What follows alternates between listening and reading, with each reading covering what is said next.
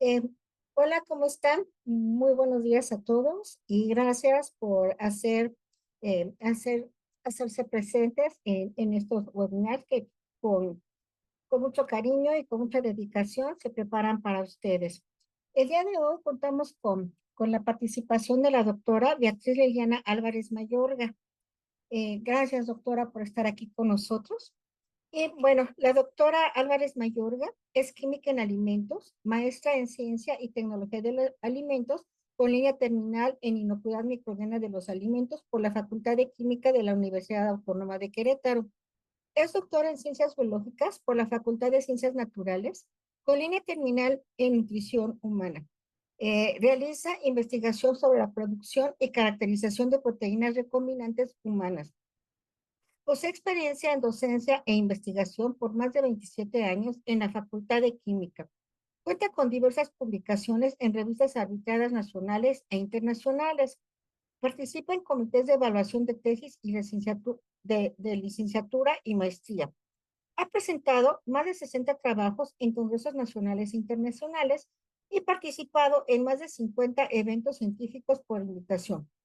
Cuenta con el reconocimiento Perfil PRODEP desde el 2011 y es miembro fundador y parte del consejo editorial del portal de divulgación científica Hablemos Claro. Ha trabajado conjuntamente con la industria alimentaria en temas de inocuidad microbiana de los alimentos vinculada a la tecnología de alimentos. Y el día de hoy va a compartir amablemente nos va a compartir su experiencia en este tema tan importante de enfermedades transmitidas por los alimentos, qué son y cómo prevenirlos. Adelante, doctora Álvarez. Muchas gracias, muchas gracias. Buenos días a todos. Gracias por el interés. Realmente los temas que se tratan siempre en los webinars de Hablemos Claro son de interés general y bueno, aquí la idea es ampliar un poco, ¿no? El panorama de todo lo que vivimos día con día de alguna manera. El tema de hoy, como ya lo mencionaron, pues es hablar un poco de las enfermedades transmitidas por alimentos. De alguna manera son temas que todos los días los hablamos, los comentamos, pero yo creo y nos parece relevante dejar varios conceptos claros. Hablar exactamente de qué son y cómo podemos prevenirlas. Entonces vamos a poner un poco en contexto de qué es todo este tema de las enfermedades transmitidas por alimentos. Como todas, en cualquier población, pues lo que queremos es tener o disponer de alimentos frescos, de alimentos inocuos, que pues nos permitan de alguna manera tener ese, ese satisfactor psicológico que nos da los alimentos, ¿no? Nadie ignoramos que una buena alimentación pues es fundamental para preservar y promover la salud. Y en el caso de los alimentos, pues finalmente es la parte nutricional es como la cualidad más aparente, ¿no? Y las características organolépticas. Y es lo que, bueno, finalmente nos lleva a cumplir con ese factor o ese satisfactor psicológico. Sin embargo, pues desde un enfoque preventivo, tenemos que estar conscientes de que existen riesgos adicionales adicionados a ese consumo de alimentos y que pueden afectar la salud, lo cual pues nos puede llevar justamente a hablar de esa enfermedad transmitida por alimentos. Para poner también un poco en este contexto, pues hay que hablar de qué es la inocuidad, ¿no? Es un término que se ha vuelto muy común, palabra que hemos incorporado en nuestro lenguaje cotidiano, pero en realidad tenemos claro qué es el concepto de inocuidad, sabemos a qué nos referimos cuando decimos que algo es inocuo. Eh, Se oye muy bonita, ¿no? La palabra inocuidad. Si quisiéramos buscar un término, un sinónimo para este término, pues probablemente lo más cercano sería seguro, ¿no? Buscar algo que no nos cause daño en ningún grado. Y esto pues involucraría una diversidad de agentes patógenos de diversas naturalezas, ¿no? Físicas, químicas, microbiológicas. Hoy en día ya se ponen un poco también en un apartado importante los alérgenos.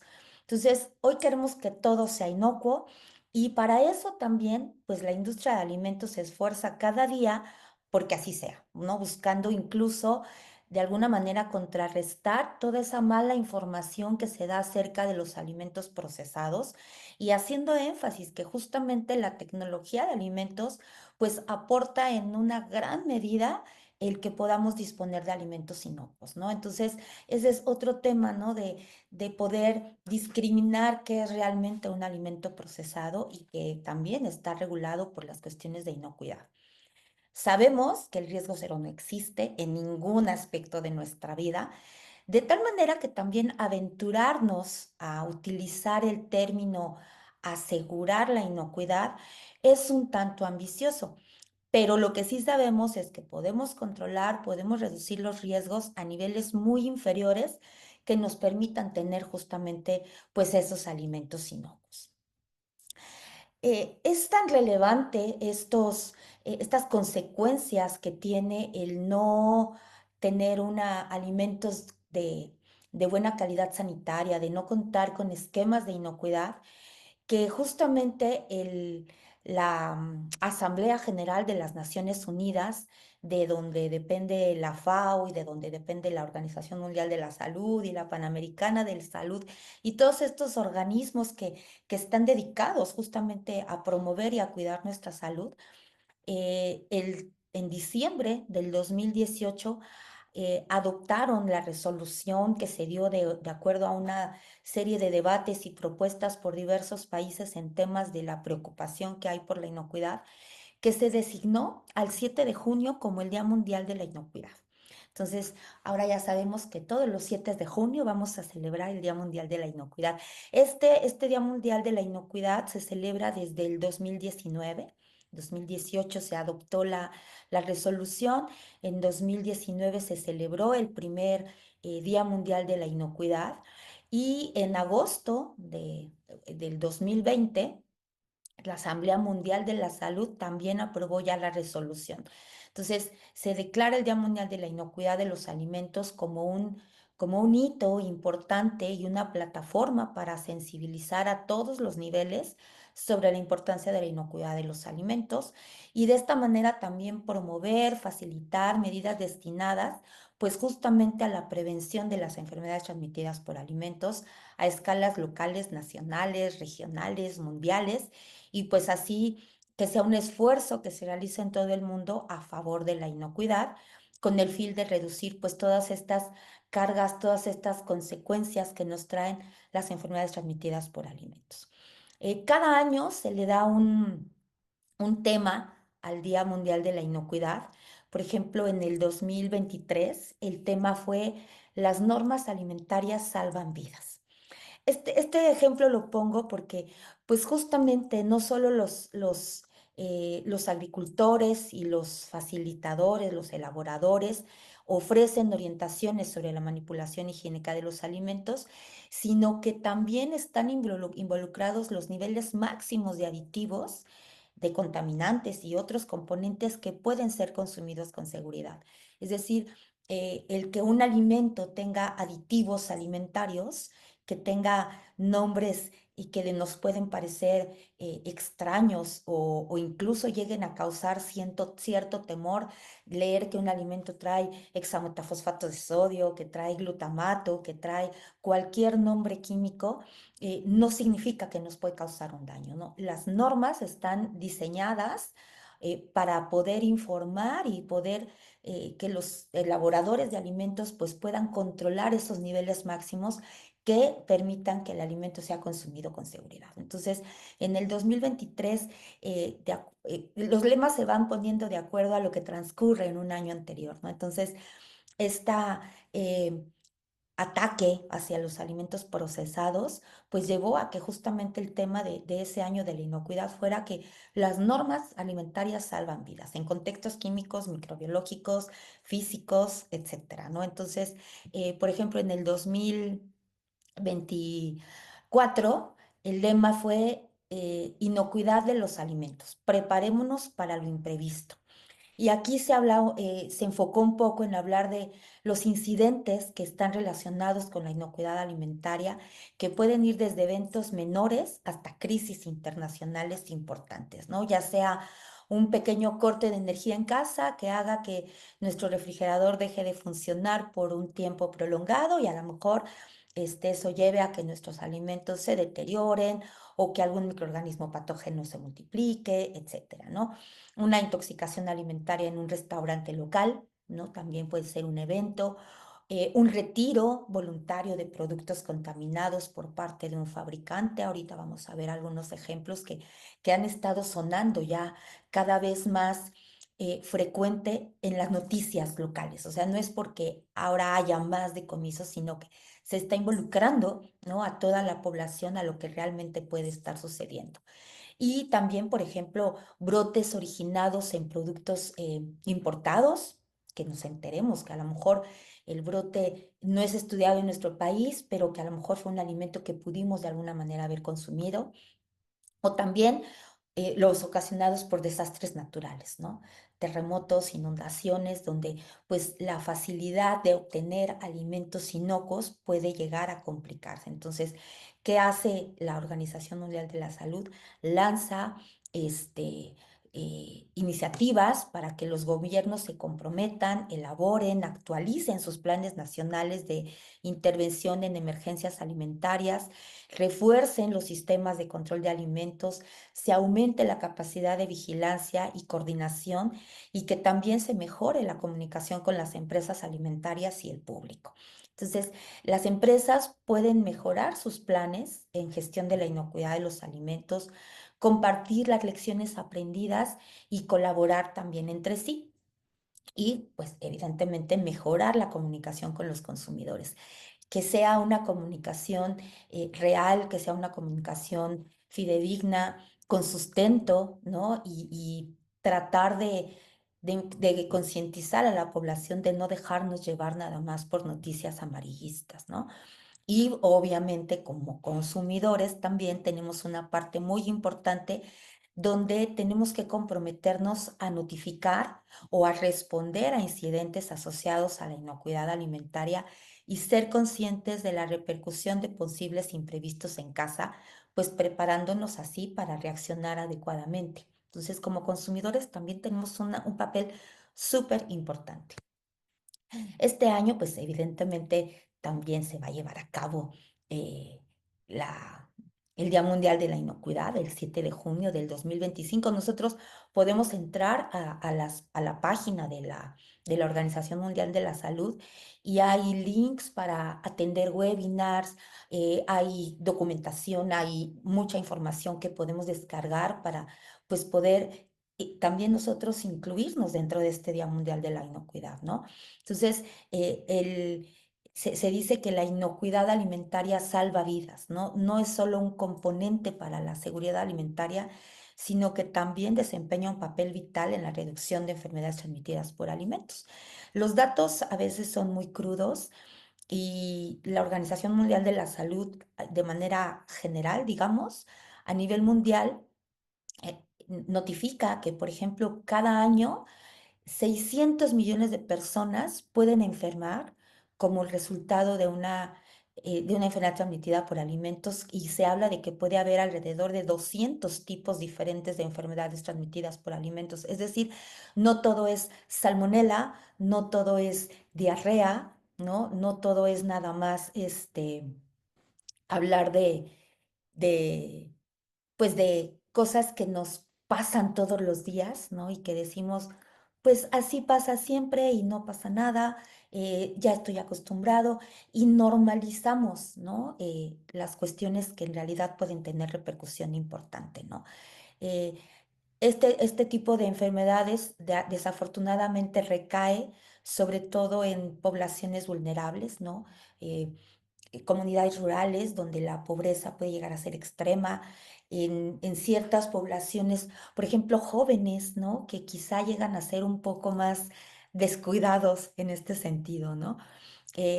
Y otro tema también, otro dato muy crudo es que las enfermedades transmitidas por alimentos son responsables en el mundo alrededor de 420,000 muertes que pudieron ser evitadas, ¿no? Entonces, sí, evidentemente las enfermedades crónicas no se menosprecian, no es que digamos que tengan mayor o menor importancia unas de otras, pero nos dan más datos de este tipo de enfermedades, de muertes por cáncer, por algún otro tipo de esta enfermedad.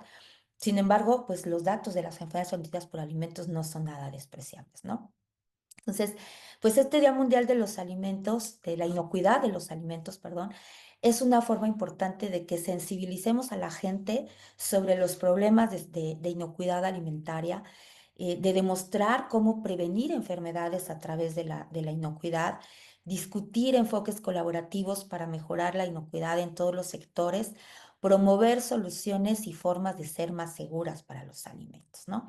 Entonces aquí el eslogan del Día Mundial de los Alimentos, independientemente de que cada tema de cada año se maneje un tema, es la inocuidad de los alimentos es asunto de todos, ¿no?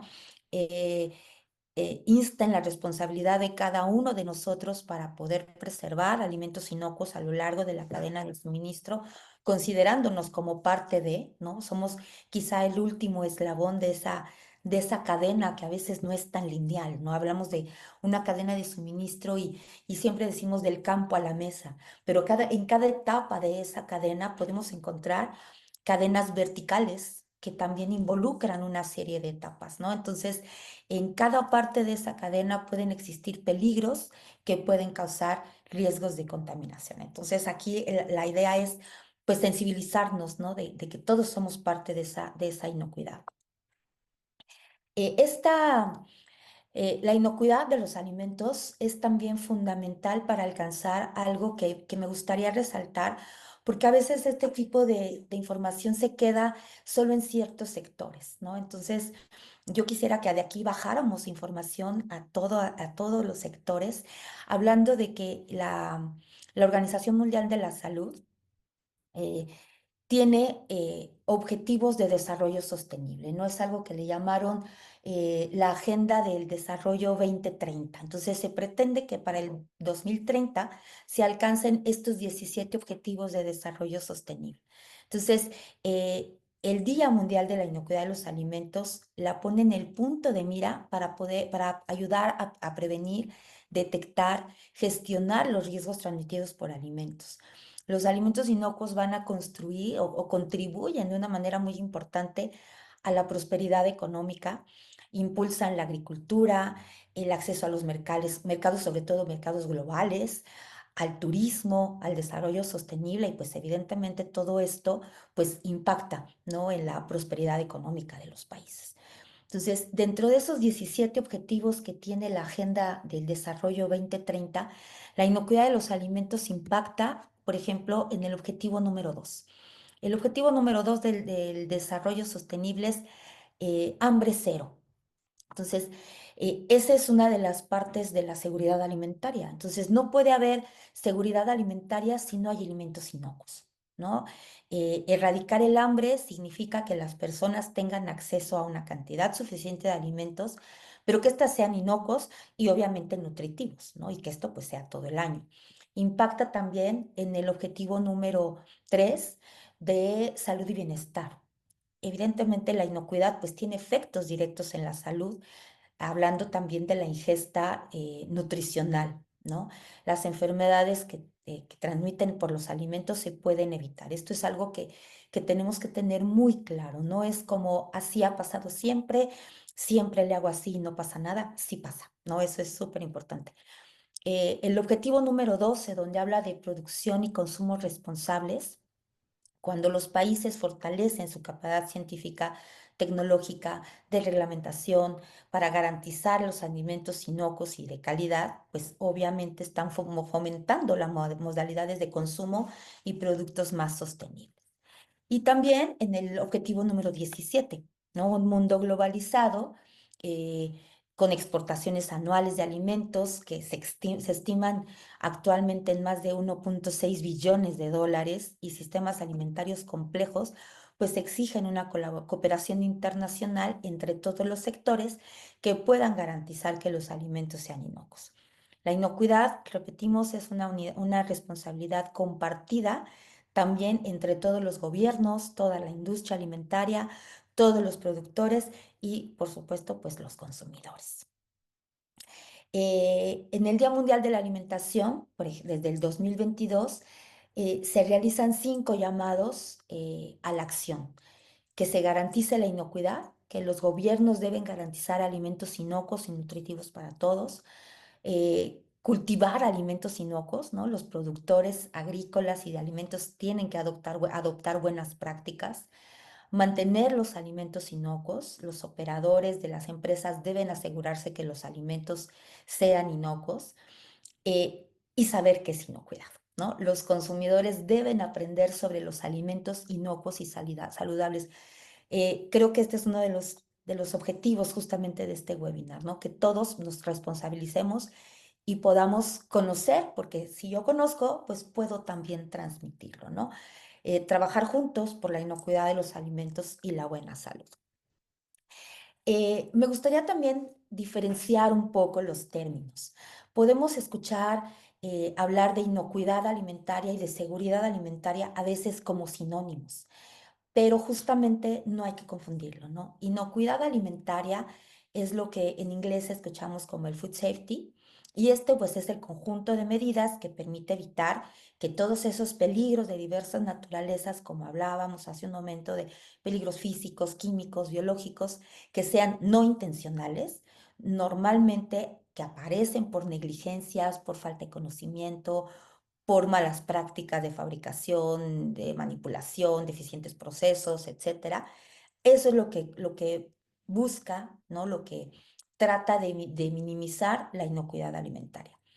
Tenemos también la cuestión de la seguridad alimentaria, que es el food security, ¿no? Aquí habla de eh, tener alimentos seguros, alimentos inocuos, alimentos de calidad, alimentos nutritivos todo el año para toda la población. Y el Food Defense, que es la defensa alimentaria, ahí hablamos de la estrategia que tiene para proteger en la cadena alimentaria de introducir agentes patógenos de manera intencional, ¿no? Puede haber ataques intencionados que pueden venir desde el interior, ¿no? Del propio personal, o desde el exterior, ¿no? Ataques terroristas o como una cosa así, ¿no? Entonces, siempre puede haber intenciones de hacer daños a las empresas, sabotajes o a la población a través de las mismas compañías, ¿no? Entonces, tampoco debemos dejar de lado de estar ubicando estos términos que involucran todo lo que es o pudieran llegar a ser factores o actores en la inocuidad de los alimentos.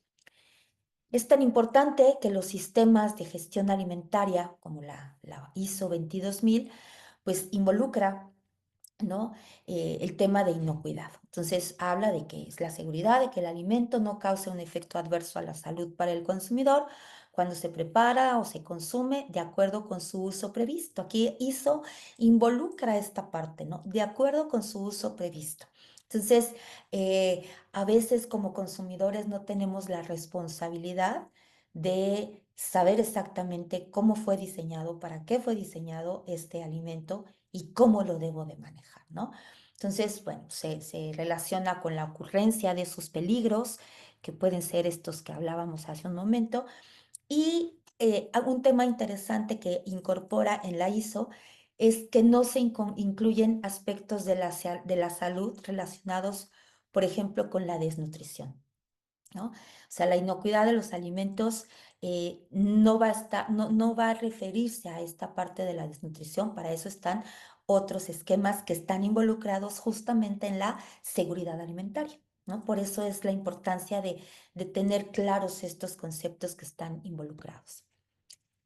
Entonces, el punto de partida es el reconocimiento de que la inocuidad microbiana de los alimentos se apoya firmemente en principios de prevención de la contaminación de los alimentos en su origen, en el empleo de materias primas libres de agentes patógenos, en la formulación de alimentos. Aquí se puede enfatizar otra vez en el tema de los aditivos alimentarios, ¿no? La formulación de alimentos nos permite incorporar ciertos componentes que van a ayudar a proteger esta inocuidad, siempre manteniéndose en el marco legal, ¿no? Estos aditivos alimentarios pues pueden limitar o cancelar la posibilidad de que proliferen estos agentes. Entonces, cuando hablamos de aditivos alimentarios, normalmente nos referimos a componentes que van a tener un impacto en la cuestión quizá de textura organoléptica, pero está la parte de los que pueden también tener este impacto directo sobre la inocuidad, ¿no? Obviamente la aplicación de prácticas sanitarias durante la fabricación, la elaboración, hasta en casa, ¿no? Y bueno, ya enfocado un poco más en la industria, el control de los procesos, ¿no? La pasteurización, los procesos de esterilización en los enlatados de alimentos o cualquier proceso que también sea diseñado para limitar o cancelar la posibilidad de desarrollos microbianos, ¿no? Y bueno, aquí se intenta garantizar también la eficacia de acciones y medidas fundamentadas en el conocimiento científico y en la experiencia de la aplicación práctica. En la industria de alimentos, la implementación de sistemas como el análisis de peligros y puntos críticos de control, perdón, es uno de los sistemas más utilizados e incluso adoptados por muchos sistemas de gestión de inocuidad, incluido la ISO o algunos otros esquemas internacionales. Ok, entonces, bajo este contexto, que ya hemos ido hablando de qué son, vamos a dejar un poco más definido qué son las enfermedades transmitidas por alimentos. De acuerdo a la Organización Mundial de la Salud, se habla incluso de brotes de enfermedades transmitidas por alimentos cuando un incidente o dos o más incidentes relacionados a casos de personas presentan enfermedades semejantes después de la ingestión de un mismo alimento y que el análisis epidemiológico apunte al alimento como el origen de la enfermedad. Entonces, un análisis epidemiológico, pues es esa investigación casi detectivesca, ¿no? De qué se consumió, a qué hora se consumió, con quién, toda una investigación profunda de lo que aconteció alrededor de ese incidente donde se presentan síntomas y signos, ¿no? Eh, Estos brotes pues pueden involucrar números diferenciados de casos. Un individuo afectado es lo que se entiende como un caso clínico. Por ejemplo, en el caso de botulismo, ¿no? Una neurotoxina generada por una bacteria llamada Clostridium botulinum, un solo caso ya se considera un brote debido a la severidad de la enfermedad, ¿no? Provocada por esa neurotoxina. Pueden ocurrir casos aislados de enfermedades de origen alimentario sin que esto sea menospreciado, ¿no? También merecen casos de estudios. Entonces, los brotes y casos de enfermedades transmitidas por alimentos que se registran representan apenas la puntita del iceberg, ¿no? La probabilidad de que un brote o caso se reconozca y notifique a las autoridades de salud depende entre muchos factores, pero principalmente a la comunicación de los consumidores, ¿no? De el relato que los médicos puedan dar sobre ese caso y pues obviamente a las actividades de vigilancia sanitaria de las secretarías municipales, secretarías de Estado, los departamentos, las provinciales, dependiendo el país en donde esto sea notificado. Eh, a qué nos referimos con todo esto de las enfermedades? Una persona pues va a enfermar tras la ingesta de un alimento, pero como consecuencia de factores que pueden ser propios o inherentes a ella. Entonces, eh, cuando hablamos, por ejemplo, de esos factores de riesgos asociados al consumo de alimentos, pues están involucrados factores individuales, ¿no? Propios de, a lo mejor, intolerancias, ¿no? Intolerancias fisiológicas, hipersensibilidad a ciertos componentes naturales de los alimentos, factores nutricionales, agentes químicos, agentes microbianos, y bueno, todo esto nos va a llevar a la configuración del riesgo. Entonces, aquí se tiene que considerar que no, normalmente es multifactorial la configuración del riesgo. Y esto pues nos lleva a tener diferentes niveles de afectación. Puede ser que no haya, o sea, yo consuma un alimento donde haya algún agente patógeno, pero no haya ninguna afectación. El patógeno se inactiva en el tracto digestivo o es pasivamente expulsado. Y eso va a depender en gran medida de factores, por ejemplo, individuales, ¿no? Sistema inmunológico, etcétera. Puede ser que el nivel de afectación sea a que un individuo sea portador, ¿no? Un individuo inmunológicamente competente, el patógeno es de baja virulencia, no hay ninguna sintomatología, aun cuando esté la infección presente, ¿no?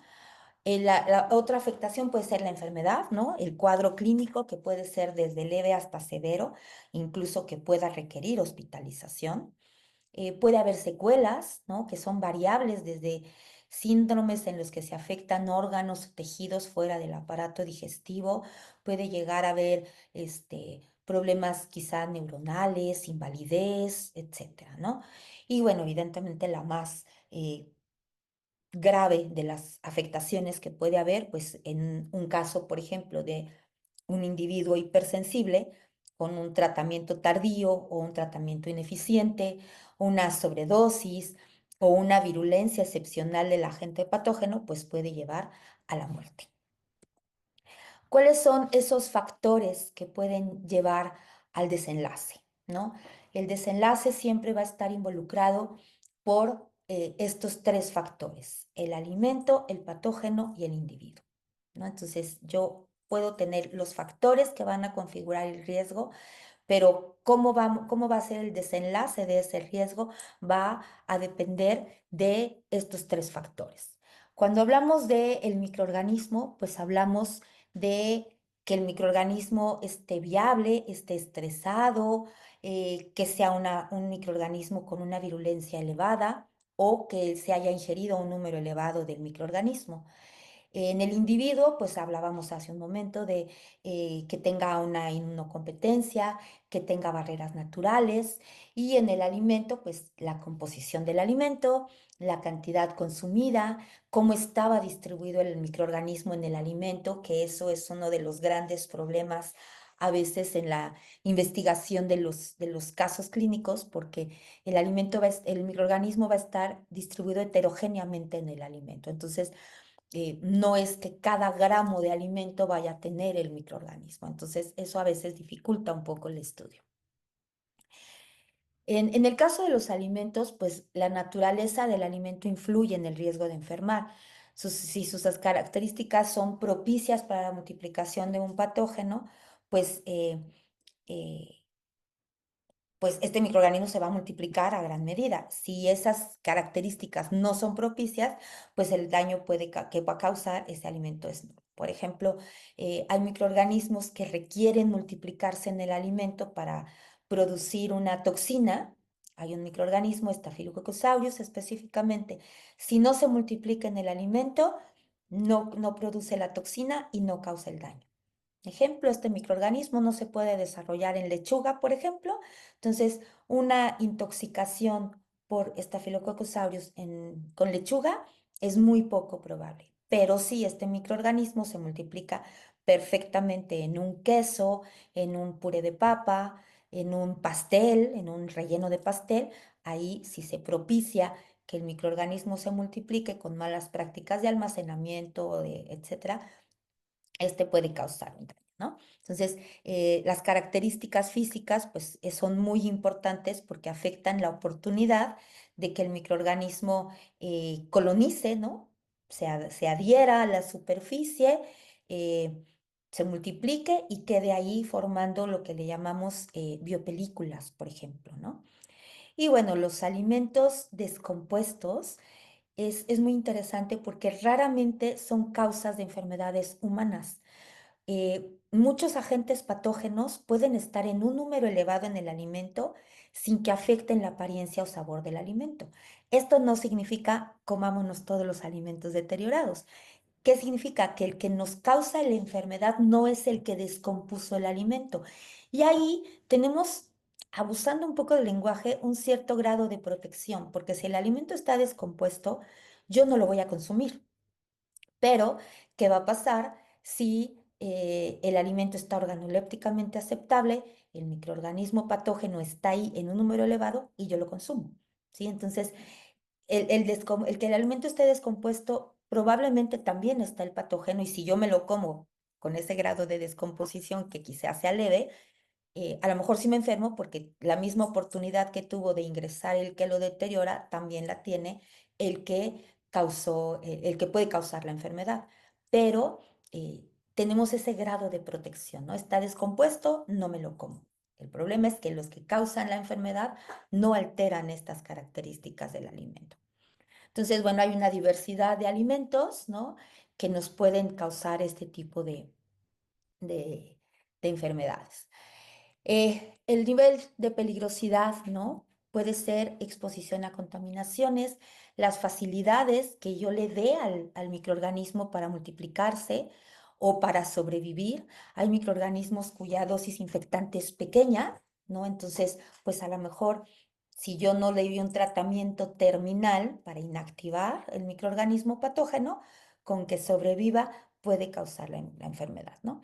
Y bueno, también alimentos que ya hayan sido implicados en brotes. Entonces, de pronto escuchamos un brote por consumo de fresas y entonces dejamos consumir fresas, ¿no? A veces somos muy tajantes en ese sentido. El individuo, pues se distingue en las poblaciones, ya decíamos, poblaciones hipersensibles. Para un cierto individuo puede haber también ciertas barreras de protección. La susceptibilidad va a ser variable de acuerdo a edad, sexo, estado nutricional, la exposición que se tenga, ¿no? De acuerdo a su ocupación, personas que trabajan en granjas, que trabajan en hospitales, etcétera, ¿no? Obviamente, pues la condición general de salud, la edad, el estrés, la ocupación, si estamos bajo algún tratamiento. Hay grupos hipersensibles, ¿no?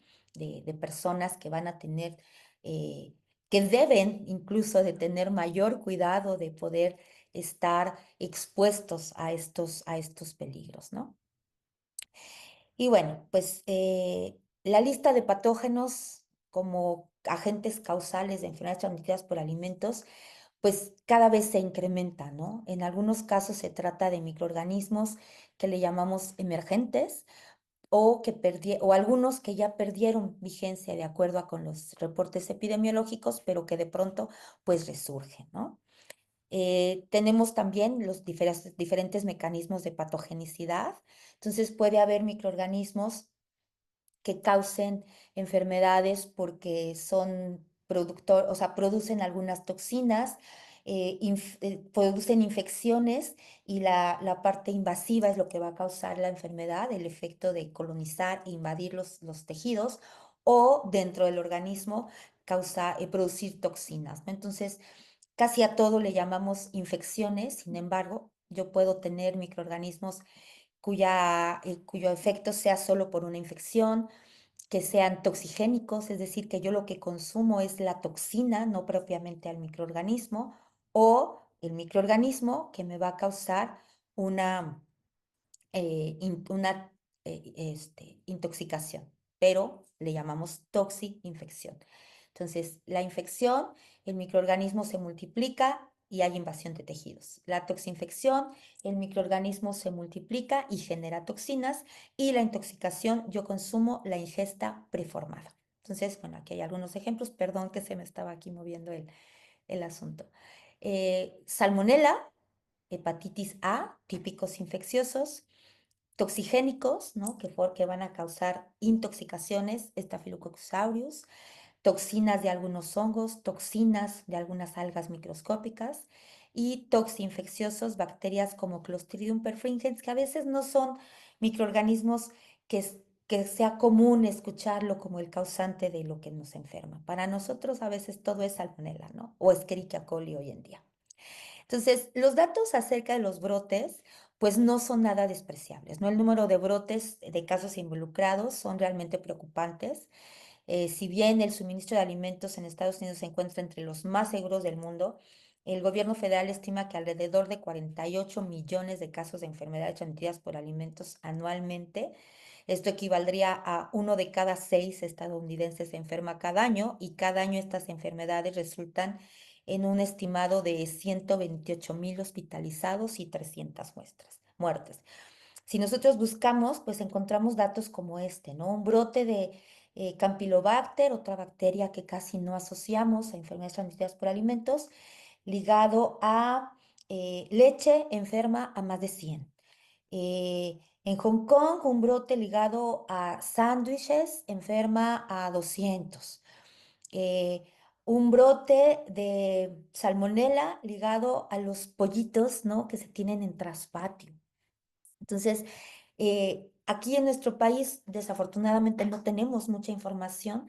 Sin embargo, nos llegan informes como que un brote de investigación de hepatitis A por fresas, pero resulta que cuando se hace toda la investigación, eran fresas de esa marca que se vendían en tiendas de autoservicio, pero resulta que eran fresas mexicanas. Un brote de salmonela por pepinos, se hace también el estudio y resulta que fueron pepinos de Sonora, ¿no? Entonces, ¿qué se hacen? ¿Qué hacen estos países cuando se encuentran estos brotes? Pues se hacen decomisos, ¿no? Lo que le llamamos los recalls. Se notifica, se investiga dónde están, dónde se distribuyeron, se le notifica al consumidor y se retiran del mercado. Aquí eventualmente, no sé si a alguien ya le ha sucedido, pero en tiendas eh, donde se distribuyen alimentos importados, puede llegar una carta al domicilio donde se diga em, el lote tal, de la marca tal, del producto tal, resultó sospechoso o ya confirmado que tenía tal bacteria. Si usted lo compró y aún lo tiene, regréselo, ¿no? Si tiene sobrante, también regréselo. Entonces, ¿esto de qué deriva? Pues que tenemos, ellos, ¿no? Tienen datos, por ejemplo, aquí está en la página del CDC podemos buscar este tipo de información. Aquí yo le puse, por ejemplo, del 2019 al 2024, hablando un poco en términos de epidemiología, hacer evaluaciones cada 5 años. Y solamente por consumo de alimentos se habla de, en Estados Unidos, evidentemente, 66,000 brotes, 2 millones de enfermos, 48,000 hospitalizados y 2,500 muertos, ¿no? Esto se puede hacer, aquí se puede filtrar por estado, por agente etiológico, etcétera, etcétera, ¿no? Hay otra página que es el CSPI, que es como un centro de control, perdón, de notificación al público en general, es el Centro de Salud y Interés Público, algo así. Ellos van haciendo como que búsquedas y cada 10 años lo publican, ¿no? Ahorita no ha salido la publicación de este año, de los últimos 10, por eso estos datos son un poco viejitos, pero bueno, se tiene ahí, por ejemplo, los brotes dependiendo del tipo de alimento, ¿no? Alimentos multiingredientes, frutas y hortalizas, alimentos del mar, bla, bla, bla. ¿Cuántos brotes ha habido? Entonces se puede saber más o menos cuáles son los alimentos que están más involucrados en estas enfermedades, el número de casos, la categoría, ¿no? Aquí, por ejemplo, asociado solamente a frutas y hortalizas, eh, tasas relativas por categoría, ¿no? Entonces aquí, pues, por ejemplo, los productos del mar son los que más enfermedades llegan a causar, ¿no?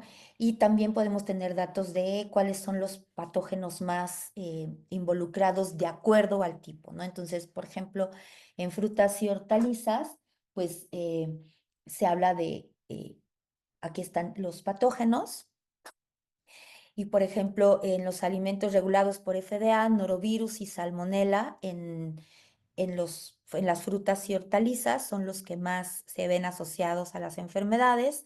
En los productos del mar, por ejemplo, eh, las toxinas que producen las microalgas, ¿no? La ciguatoxina, la toxina escombroide, que jamás en la vida nos pueden a nosotros decir que nuestra enfermedad fue causada por eso, ¿no?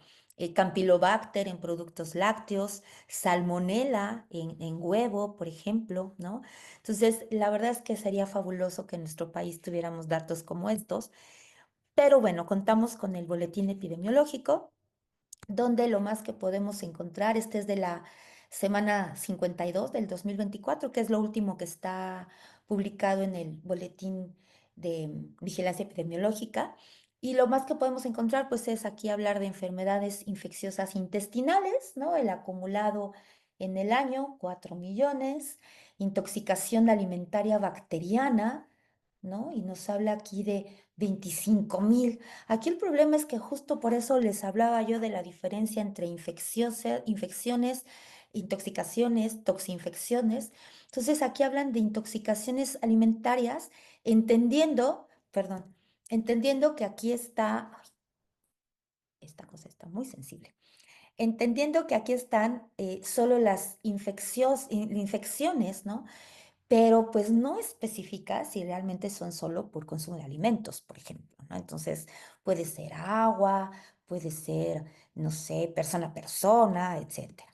Entonces, bueno, aquí habla también casos, todos estos casos nos los tienen desglosados por entidades federativas. Entonces, digo yo aquí recorté la tabla, pero podemos nosotros aquí tener toda la lista de los 32 estados. Bueno, y pero bueno, yo aquí puse el acumulado, ¿no? Entonces aquí habla, por ejemplo, de cólera, de fiebre tifoidea.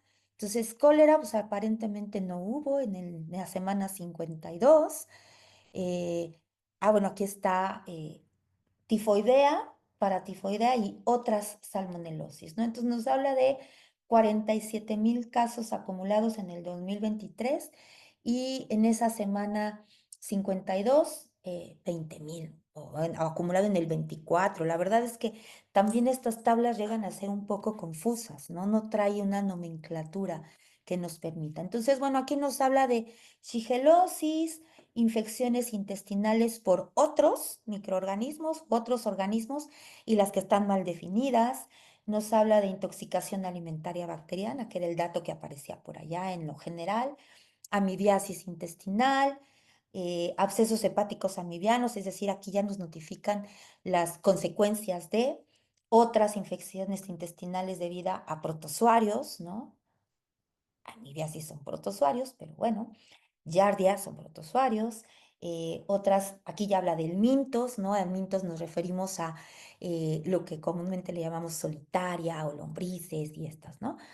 Y enfermedades infecciosas intestinales, ¿no? Es decir, está todo muy general, no tenemos esos datos tan crudos y por supuesto no tenemos evidencias de cuáles son los alimentos que están involucrados en estos datos, ¿no? Entonces, por eso, pues la verdad, para tener unos datos científicos que nos sustenten todos estos sistemas de gestión, todas estas eh, prácticas que debemos aplicar dentro del control de la inocuidad, pues nos basamos mucho en datos de otros países.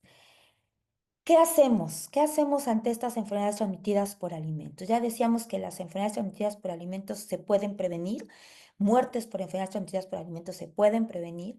Entonces, la Organización Mundial de la Salud, el Centro de Control de Enfermedades de Estados Unidos, los ministerios de salud, la Administración de Alimentos y Medicamentos de Estados Unidos, la famosa FDA, entre muchas otras organizaciones, incluido nuestra misma COFEPRIS, nuestra Secretaría de Agricultura, pues promueven prácticas higiénicas a través de publicaciones con material informativo, de divulgación, que sea accesible al público en general. El problema es que a veces también como público general, pues no buscamos, no nos llega esa información que podamos difundir, ¿no? Entonces, eh, las prácticas higiénicas para la inocuidad de alimentos, la preparación, manipulación, se resumen en 4 pasos fundamentales que se maneja dentro de toda esta información. Limpiar, separar, cocinar y enfriar, ¿no? Estas imágenes, la que está, es esta de los 4 pasos para la seguridad de los alimentos, que en realidad debería de decir para la inocuidad de los alimentos, ¿no? Y es donde les decía yo esta importancia de diferenciar. El problema es que cuando se hacen las traducciones, inocuidad alimentaria con esta definición de qué es tener algo seguro, la traducen como seguridad, pero tenemos que entender que aquí se refiere a la inocuidad de los alimentos. Pero bueno, esa imagen tal como la estamos viendo aquí, son imágenes que promueven, incluso hacen algún tipo de stickers, de imanes que podamos pegar en el refrigerador, en un póster en la cocina de los comedores o cosas como estas, para poder tener esto muy claro, ¿no? Del Fight Back, pues es también una imagen que se promovió mucho en campañas hacia las escuelas, ¿no? Para que los niños también lo tuvieran, por eso ponen ahí al, a la- al muñequito representando una bacteria, ¿no? Pero que también desde pequeños puedan ellos estar conscientes de esta situación, ¿no? Entonces, eh, ¿qué es lo que tenemos que hacer? En la limpieza, pues debemos hacer énfasis en todas las superficies, ¿no? Incluidas mesas, tablas de picar, utensilios, manos, alimentos, lavar frutas, etcétera, etcétera, ¿no? Entonces, eh, limpiar, pues lavar manos con agua y jabón, limpiar superficies, lavar frutas y hortalizas. Tenemos que tener también claro que no es lo mismo limpiar, lavar y desinfectar, ¿no? Por ahí escuchamos el término de sanitización, ¿no? Sanitización se refiere más allá, lavar y desinfectar. Entonces, pues, por ejemplo, lavar superficies, con agua caliente, ¿no? Después de lavar podemos desinfectar las frutas y hortalizas, frotarlas a mano o con un cepillo cuando el fruto lo permita, ¿no? Si ya las frutas y verduras tienen una etiqueta de listas para comer, lavados o lavados triples, pues tampoco tenemos que volverlas a lavar porque podemos aumentar el riesgo de contaminación cruzada, ¿no? Entonces, secar las frutas y hortalizas con paños limpios o toallas de papel, no usar jabón para lavar, o lejías para lavar las frutas y hortalizas, ¿no? Esos productos pues no están destinados al consumo. A veces podemos poner una gotita de detergente para poder remover si vemos que trae una suciedad excesiva, pero tenemos que quitar ese exceso, ¿no? Entonces, a veces hablar de desinfectar es todo un tema porque hay una diversidad de productos bombardeándonos en el mercado de orgánicos, no orgánicos. Nos dicen que el cloro es lo peor que podemos utilizar, pero si lo usamos de manera responsable, es decir, a la concentración que está indicada, no poniéndole el doble para que funcione mejor, porque ni va a funcionar mejor y estamos incrementando un riesgo químico, eh, bajo esa responsabilidad y retirando el exceso de cloro con un agua de buena calidad, ¿no? Agua potable, agua de filtro, agua de garrafón. El cloro puede funcionar muy bien y es de lo que mejor podemos utilizar para desinfectar, ¿no? Entonces, no dejarnos nada más llevar por lo que nos dicen, sino buscar sustento científico de que hay evidencia de que realmente funciona para la desinfección de frutas y hortalizas, ¿no? Separar, pues obviamente la contaminación cruzada es como se propagan más fácilmente las bacterias, entonces pues desde el supermercado, ¿no? Tenemos que separar carne cruda, aves, mariscos, huevos de los otros alimentos en el carrito de compras. Podemos a veces colocar, por ejemplo, carne en bolsas de plástico separadas para evitar que los jugos que escurran pues entren en contacto con otros alimentos que después nosotros mismos vamos a tocar, ¿no? Eh, si utilizamos bolsas reutilizables del supermercado, pues lavarlas con frecuencia, ¿no? Porque nada más sacamos todo, las doblamos y las volvemos a guardar ahí con todo. Perdón, en casa también separar carne cruda, tener nuestros utensilios separados para cada tipo de productos. Si vamos a marinar, también marinar de manera responsable, ¿no? Lejos de donde se encuentra otro tipo de alimentos que ya no van a tener tratamiento. Cocinar, cocinar no significa que el color no sea confiable. Por ejemplo, ahí está una hamburguesa donde, por ejemplo, la superficie puede estar de un color que asumimos que ya está cocido, pero quizá el centro no alcanzó la suficiente temperatura. Entonces se recomienda, por ejemplo, utilizar termómetros para alimentos. El microondas nos puede ayudar muchísimo siempre y cuando también asumamos que el calentamiento en el microondas es de afuera hacia adentro, entonces calentamos, retiramos, mezclamos, volvemos a meter, volvemos a calentar para que la temperatura sea homogénea, retiramos y podemos también utilizar un termómetro para que aseguremos que se alcanzó las temperaturas, ¿no? Alcanzar una temperatura, por ejemplo, de alrededor de 62 grados, pues es lo ideal, pero bueno, ahí vemos una tablita donde, de acuerdo a las recomendaciones de estas agencias, nos dan temperaturas internas para cada tipo de alimento, ¿no? Una carne, por ejemplo, un corte de carne, pues tampoco es necesario que esté bien cocido, porque entonces quitamos un poco la cuestión de las características organolépticas, ¿no? Sabores, texturas, etcétera. Entonces, bueno, con que se alcance esa temperatura interna es suficiente y asegurarnos que es una carne de buena calidad, que proviene de una empresa certificada de tipo Inspección Federal, por ejemplo, ¿no? Y esos sellos los encontramos hasta en los puestos del mercado. Em, los termómetros, pues limpiarlos después de que los estamos metiendo a los alimentos, ¿no? Con agua caliente o con jabón o con algún desinfectante. Enfriar, ¿no? Tenemos que asegurar que nuestro refrigerador está por debajo de los 4 grados, ¿no? Que no abrimos y cerramos las puertas a cada rato.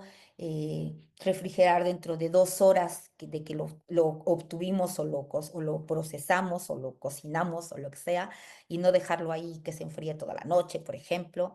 Descongelarlos también de manera adecuada, descongelar en refrigeración protegidos de que si se libera algún líquido, pues no caiga sobre otros alimentos, ¿no?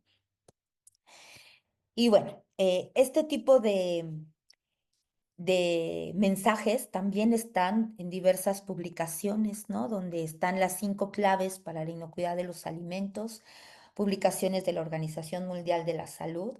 Estos pósters también se distribuyen porque, bueno, nada más también para ir ya terminando, eh, estos datos también son muy importantes, ¿no? Los manejadores de alimentos que puedan ser portadores o infectados.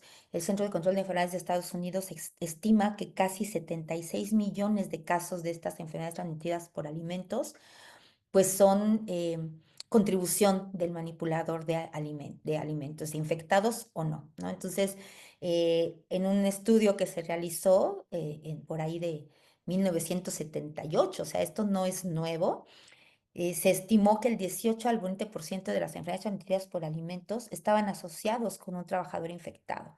En el Reino Unido, el 7% de los brotes de salmonelosis también eran ocasionados por un manipulador de alimentos, ¿no? Por ahí hay una anécdota de este, María Salmonella, ¿no? Una persona que trabajaba en las casas, ella era portadora y entonces iba contaminando ahí a todos con los que trabajaba.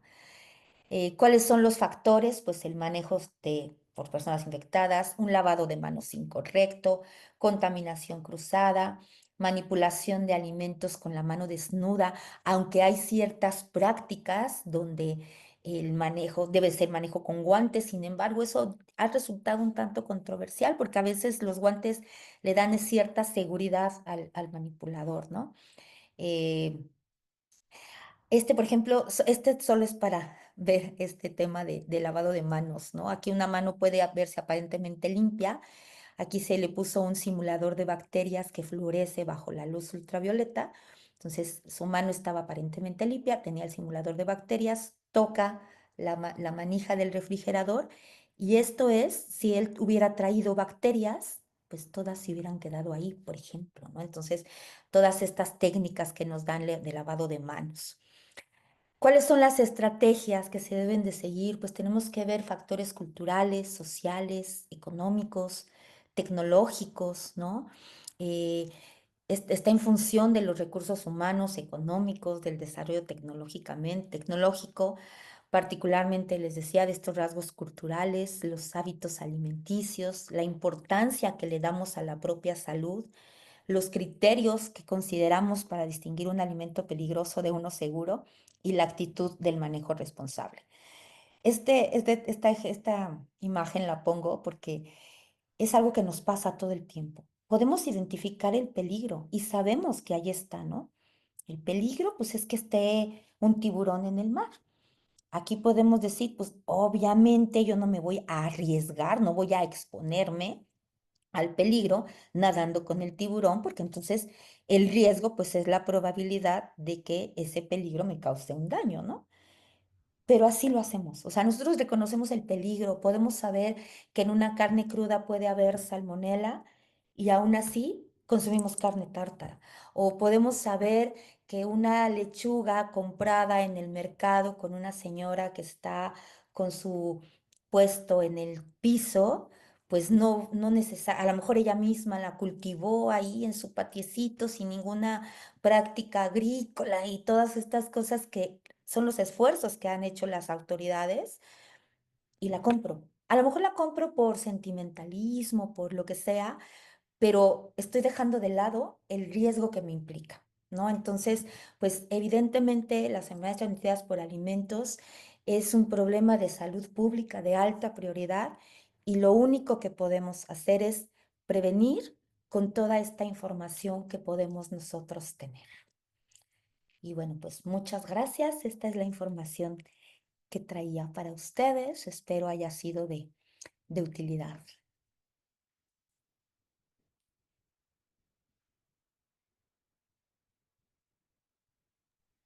Muchas gracias, Betty. La doctora Areli tuvo un problema con su internet, entonces la voy a sustituir en la sección de preguntas y respuestas. Tenemos un montón de comentarios sobre tu plática. Todo el mundo dice que estuvo excelente, Ah, que muchas muchas gracias por la información y muchos coinciden en la importancia de este tema. Entonces vamos a leer unas cuantas preguntas. Tenemos bastantes acá sí, para que le puedas ir respondiendo a nuestros asistentes. claro que sí. ¿Existe una diferencia entre las buenas prácticas de higiene y las buenas prácticas de manufactura? Mm, En realidad todo es como que un conjunto de, ¿no? Cuando hablamos de buenas prácticas de higiene, nos referimos, o casi siempre se hace referencia dentro de los sistemas de gestión de inocuidad específicamente al personal, ¿no? A los hábitos de limpieza, al lavado de manos. En algunos casos se involucra los lavados, bueno, los temas de superficies, utensilios, ¿no? Asociado a que está un poco ligado al mismo personal, ¿no? A que ellos son los que lo van a manipular.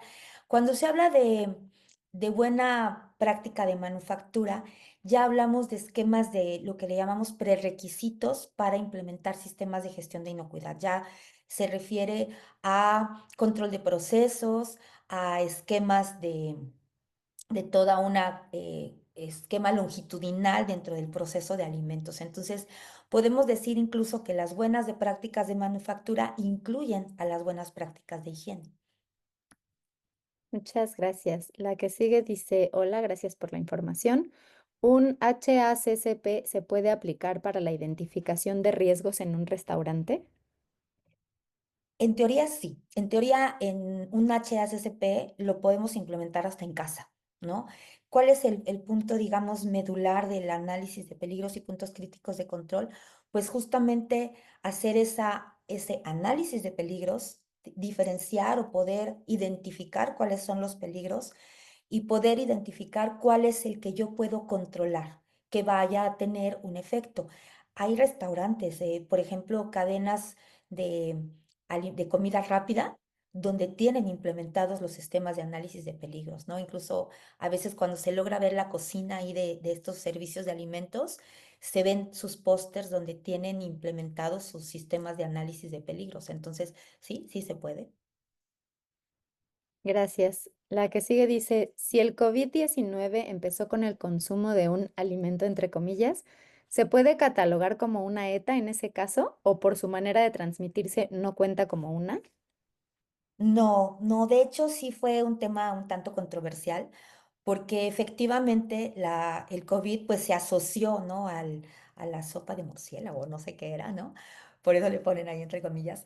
Pero lo que sí se ha encontrado y se hicieron muchos estudios es que en nuestro intestino no existen los receptores para el virus.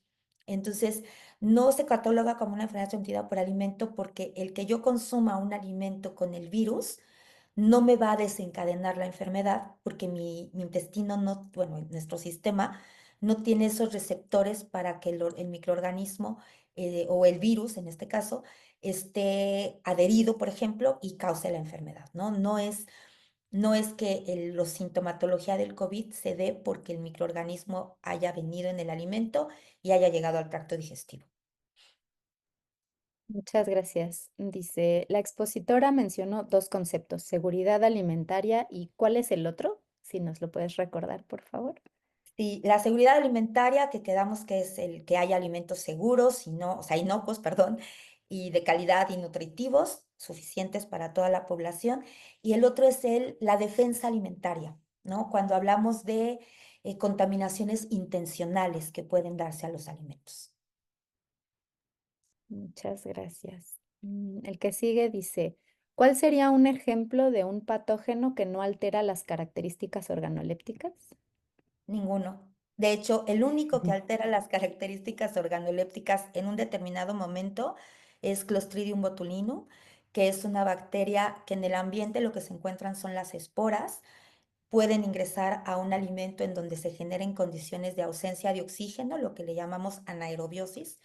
Esta espora germina, forma la bacteria, esta forma una toxina, pero durante el desarrollo de esa bacteria puede generarse fermentación y producción de gas. Se asocia cuando tenemos, por ejemplo, una lata inflada, ¿no? No significa que todas las latas infladas tengan Clostridium botulinum, pero es la afectación que pudiera tener.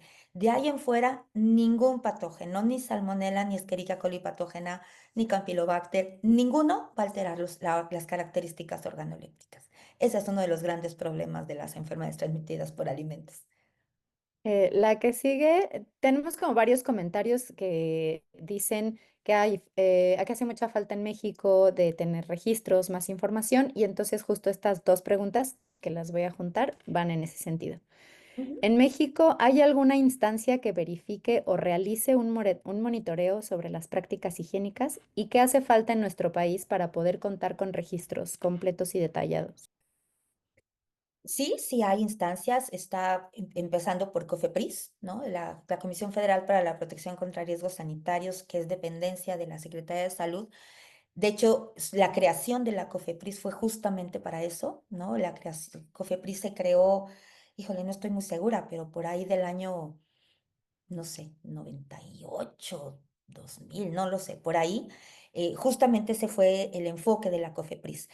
Y sí, se tienen otras instancias, por ejemplo, la Secretaría de Agricultura tiene el Servicio Nacional de Sanidad, Inocuidad y Calidad Agroalimentaria, donde tienen un montón de esquemas que verifican o establecen prácticas agrícolas, establecen también el tema, por ejemplo, en los rastros, ¿no? Que los que se certifiquen los rastros como tipo inspección federal.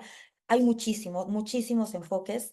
La verdad es que la situación en el país ha cambiado mucho. Ya es muy poco probable escuchar que alguien enferme, por ejemplo, por consumir hortalizas regadas con aguas negras, ¿no? Ya está muy establecido el tema del riego con agua de pozo profundo y todas estas cosas. A eso me refería un poco con la lechuga que compro a la señora respetable, ¿no? Que está ahí, cuando la compro a lo mejor yo encuentro una lechuga ya envuelta en una bolsita, eso significa que viene de un campo auditado. A lo mejor me cuesta 5 pesos más caro, pero estoy minimizando el riesgo a mi salud. Eh, ¿Qué se puede hacer? Pues para empezar, conciencia, porque como consumidores no notificamos. Entonces, si no notificamos, pues tampoco se puede hacer vigilancia, ¿no? Y ahí en el Instituto Nacional de Salud Pública existe la maestría y me parece que un doctorado en epidemiología.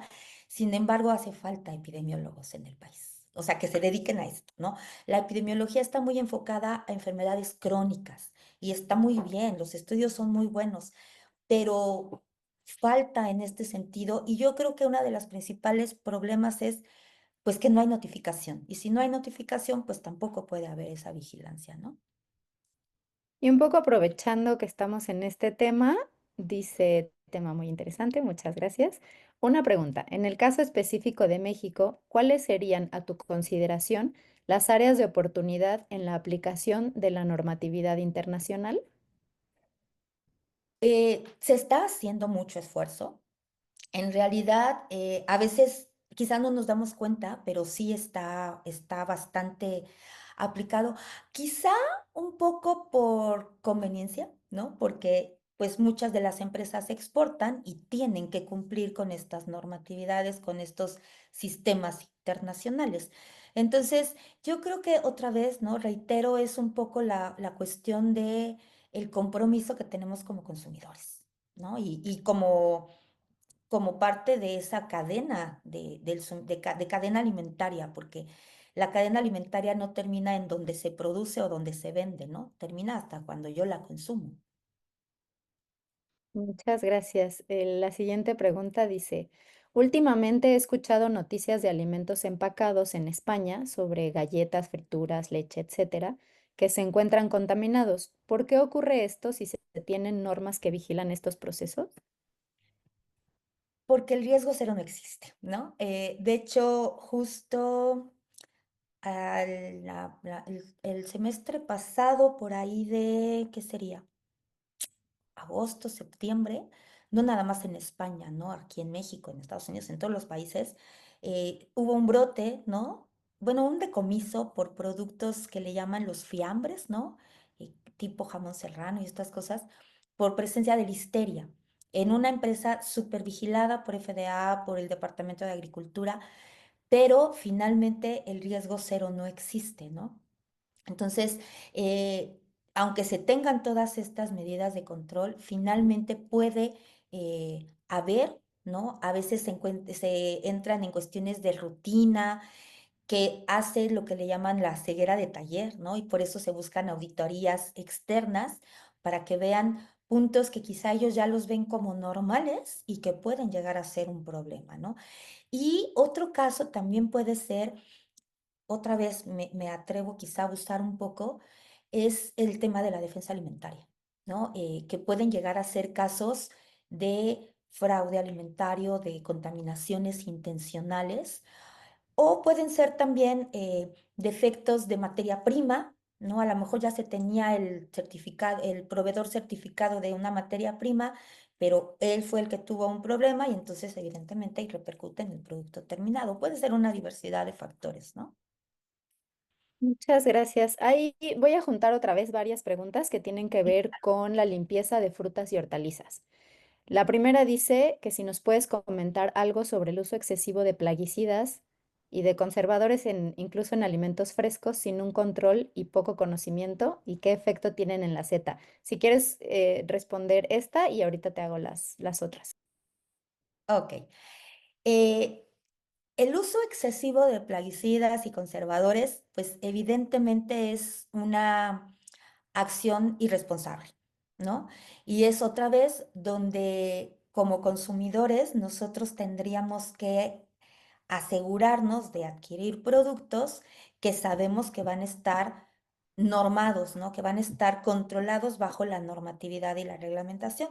Entonces, sí puede haber uso de plaguicidas sin control y eso a lo mejor lo podemos encontrar en unas fresas que compro a pie de carretera, ¿no? Donde yo desconozco el origen, desconozco los procesos de cultivo, de cosecha, etcétera, etcétera. Evidentemente tienen repercusión en las enfermedades transmitidas por alimentos porque, pues, al yo consumirlos en exceso, pues, evidentemente van a causar un daño, ¿no? Entonces, aquí, más que nada es la responsabilidad de nosotros, ¿no?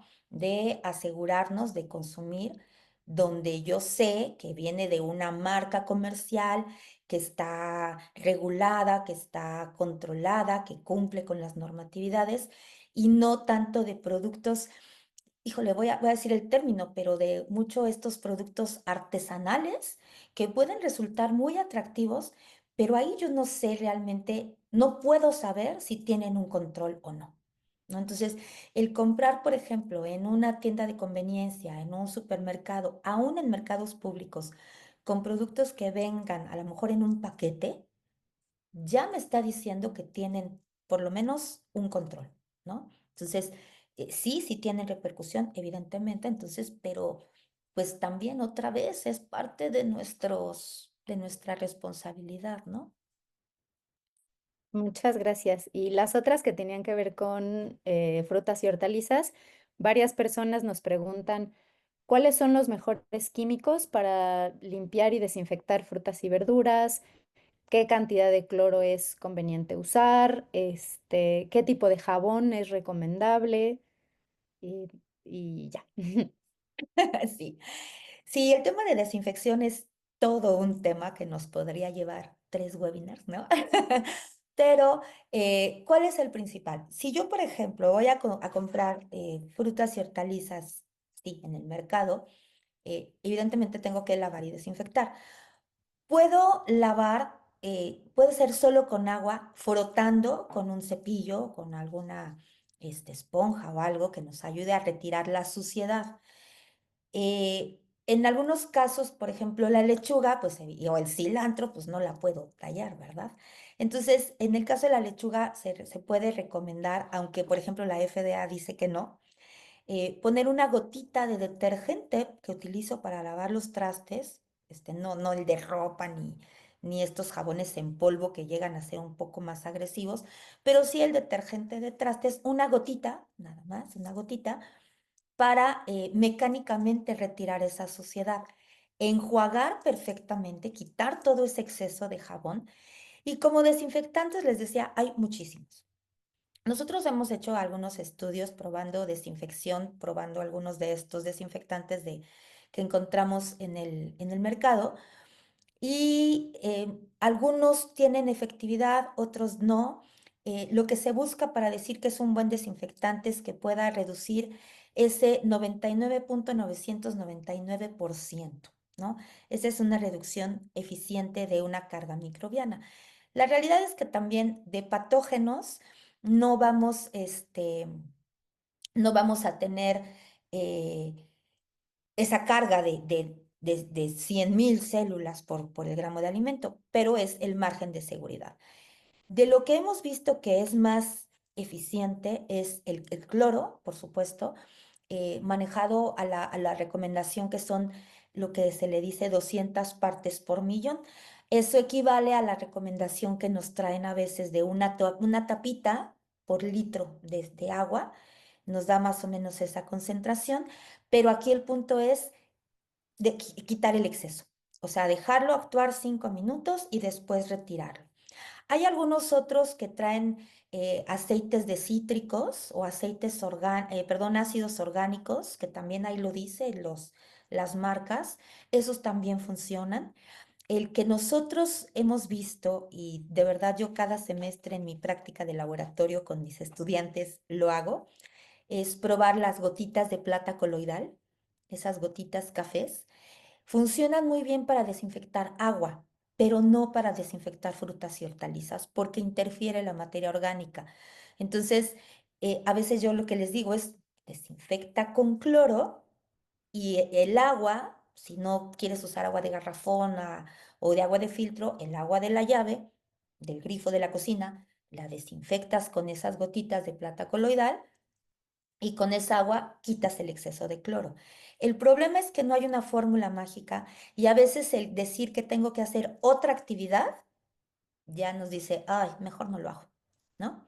Pero bueno, no hay una fórmula mágica, pero bueno, el cloro y estos productos que tienen ácidos orgánicos son de los que hemos visto que funcionan mejor.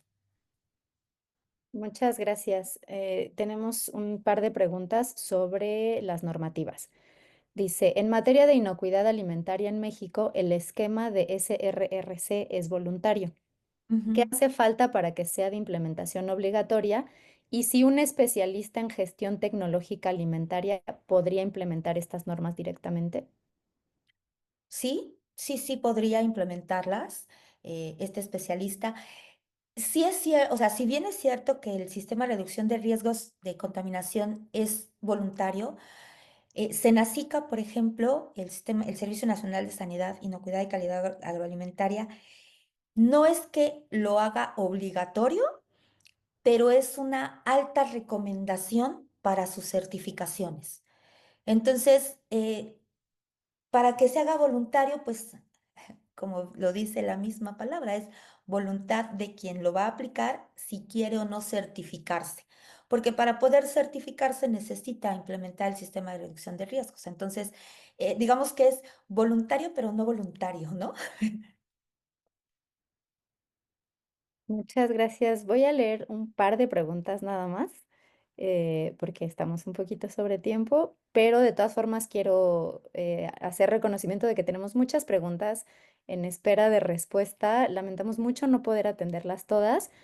Y les recomiendo que las que están preguntando sobre si es recomendable o no lavar carnes, o sobre métodos de desinfección, o sobre qué significa inocuidad, pueden ir directamente a la página de Hablemos Claro de Alimentos, porque tenemos muchos artículos, tanto de la doctora Álvarez como de otros colaboradores, e infografías donde pueden encontrar información al respecto de manera muy puntual. De todas formas, si siguen teniendo dudas, nos pueden escribir a nuestro correo que es contacto@hablemosclaro y, perdón, @hablemosclaro.org y ahí les contestaremos con muchísimo gusto. Acá tenemos una que dice, ¿por qué E. coli es la bacteria más común relacionada con el deterioro de alimentos? Y de hecho te iba a decir que esa la quería contestar. Escherichia coli es una bacteria que no deteriora alimentos. Escherichia coli es una bacteria que forma parte de nuestra microbiota intestinal y más bien se utiliza como es el indicador óptimo de contaminación por materia fecal, ¿no? Entonces, más bien se habla de que si hay E. coli, hubo malas prácticas higiénicas, malas prácticas sanitarias y ahí hubo materia fecal, pero no deteriora el alimento. Más bien, si hay E. coli, pues pudo haber muchos otros que son los que deterioran el alimento, que incluso pueden ser, como les decía hace un momento, esos deterioradores o esos que alteran las características organolépticas del alimento pueden no causar enfermedad. Y esta E. coli, incluso esta E. coli genérica que le llamamos, tampoco puede que no cause enfermedad porque están las cepas que sí son patógenas, pero no, E. coli no deteriora los alimentos. Muchas gracias. Tengo acá un par de preguntas que están, la verdad es que muy interesantes. Dice, buenos días, yo tengo dos preguntas. Trabajo en un restaurante cafetería en el área de cocina y he tomado algunos cursos de manejo de alimentos. Algunos opinan que las carnes pueden congelarse hasta 4 veces sin tener riesgo y otros que solo se puede hacer una vez. Esto en crudo, al igual con el queso y su congelación. Nosotros mantenemos los lácteos a menos de 5 grados y solo se congela la carne una vez, que es cuando llega, pero tiene esta duda. Ok. Sí, de hecho, el tema de la congelación y la descongelación sí puede implicar riesgos cuando la descongelación no se hace adecuadamente. Entonces, yo puedo congelar la carne, descongelarla en refrigeración, mantenerla en refrigeración y si por alguna razón no la voy a utilizar otra vez en una semana, por ejemplo, o, digo, perdón, en 1 o 2 días, puedo volverla a congelar, pero siempre y cuando nunca haya salido de la cadena de frío. El problema de la congelación, descongelación, sobre todo cuando la hacemos así en refrigeradores de casa o domésticos, por decirle de alguna manera, es que empieza a cambiar la textura, ¿no? En esa descongelación también se pueden llegar a perder nutrientes, ¿no? Porque al perderse jugo se puede perder ciertas nutrientes, ciertas cosas que pueden darle características a la carne. Entonces, lo ideal, pues, es congelarla y descongelarla solo una vez. En cuestiones de inocuidad, el problema sería que la descongelación no se hiciera de manera adecuada, que se descongelara y se mantuviera a temperatura ambiente, porque pudiera en la congelación y en la refrigeración los microorganismos no mueren, simplemente se evita que se multipliquen. Entonces, si yo la dejo a temperatura ambiente, esos que estaban ahí medio dormidos, pues voy a darles oportunidad porque tienen todos los nutrientes perfectos para el desarrollo que se multipliquen. Lo ideal es porcionar. O sea, si yo tengo una carne que a lo mejor no sé si la voy a ocupar completa, pues hago porciones y congelo porciones para descongelar mejor solamente lo que vaya a utilizar. Si de pronto digo, no, pues sí la voy a utilizar todo, pues descongelo todas las porciones. Pero si no tengo la posibilidad de solo descongelar la porción que vaya a utilizar, esto aplica en casas, ¿no? A veces compramos el super paquete enorme que nos costó muy barato y la carne está, bueno, no barato, pero a menos precio, ¿no? Y porque era una porción muy grande, puedo porcionarla y congelarla y utilizarla por varias semanas, ¿no? Muchas gracias. Ahora sí pasamos a la última pregunta del día. Ajá. Dice, buenos días. La mayoría de los alimentos que cumplan con las normas de higiene generalmente los voy a encontrar en tiendas de autoservicio. Sin embargo, ¿qué pasa con los alimentos que encontramos en la central de abastos o en los tianguis? Pues que todos sabemos que recurrimos con mucha frecuencia a estos alimentos. Y estos difícilmente van a contar con los sellos de seguridad o pasar por estos protocolos de seguridad. ¿Cómo podemos elegir mejor? Afortunadamente, como les decía hace un momento, el Senacica tiene ya muchos esquemas, y lo que nosotros hemos visto es que aún en mercado de abastos, en central de abastos, en mercados públicos, los locales ya bien establecidos, que por ejemplo hay locales que adquieren sus productos del mercado de abastos. Y, por ejemplo, aquí en Querétaro y en algunos otros estados, lo que llega al mercado de abastos viene de campos auditados o certificados por Senacica. Entonces, quizá el mercado más informal, el del superminoreo, no sé cómo llamarle, es el que pudiera representar más riesgo. Pero la verdad es que los esquemas en nuestro país cada vez son más estrictos y han llegado a mucho más sitios, ¿no? Entonces, sí, no podemos saberlo, pero de pronto ahí platicando con la persona así de, oiga, ¿y dónde compra sus productos? ¿Los cultiva usted?